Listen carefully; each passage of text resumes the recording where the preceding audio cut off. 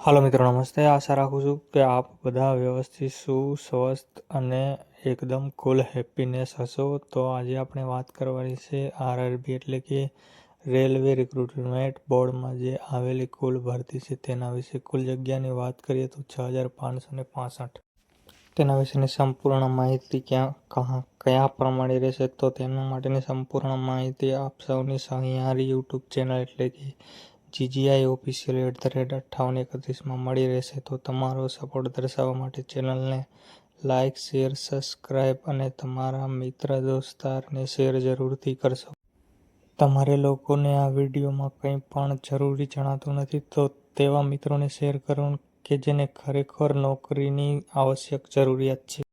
હવે આપનો જરા પણ કિંમતી ટાઈમ બરબાદ કર્યા વગર વાત કરીએ રેલવે રિક્રુટમેન્ટ બોર્ડમાં જે હાલ ચાલી રહેલી 6565 જગ્યા વિશે. ભારતીય રેલવે ભરતી 2026 સરકારી નોકરી માટેની 190 તક. કુલ જગ્યાની વાત કરીએ તો 6565.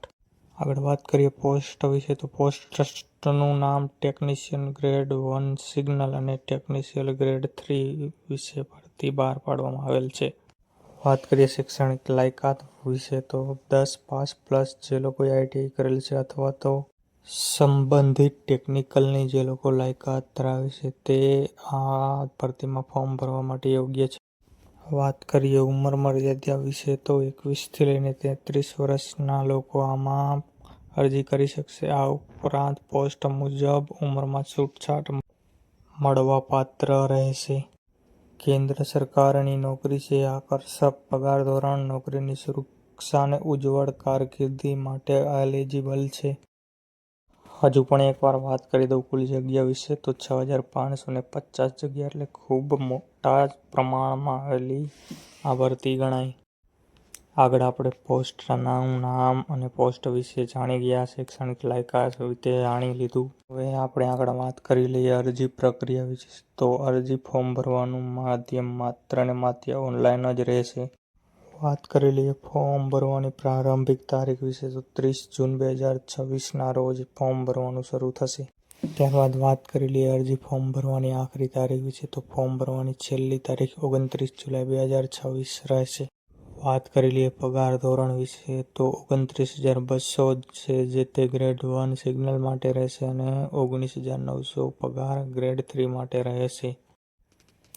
પગાર માટે એક મહત્વપૂર્ણ નોંધ વાત કરી લઈએ 29,200 જે ગ્રેડ 1 ટેકનિશિયન સિગ્નલ માટે અને 19,900 પગાર જે ગ્રેડ 3 માટે રહેશે. ત્યારબાદ આ પ્રારંભિક પગાર છે. ત્યારબાદ આગળ રેલવે રિક્રુટમેન્ટ બોર્ડ દ્વારા નિયમ અનુસાર પગાર ધોરણ તથા ભથ્થામાં ઉમેરો કરવામાં આવશે. આ કોઈ કાયમી ફિક્સ પગાર નથી જે કામને અનુસરીને વધારવામાં આવશે. શા માટે ભારતીય રેલવેમાં નોકરી કરવી જોઈએ તેના વિશે વાત કરી લઈએ આગળ. કેન્દ્ર સરકારની પ્રતિષ્ઠિત નોકરી છે. આકર્ષક પગાર તથા અન્ય ભથ્થા તો ખરા જ. વાત કરી લઈએ સુવિધા અંગે તો મેડિકલ સુવિધા તથા પેન્શન સુવિધા, પ્રમોશન માટેની સારી એવી તક અને નોકરી અંગેની સ્થિરતા અને સલામતી તો જળવાઈ જ રહેશે.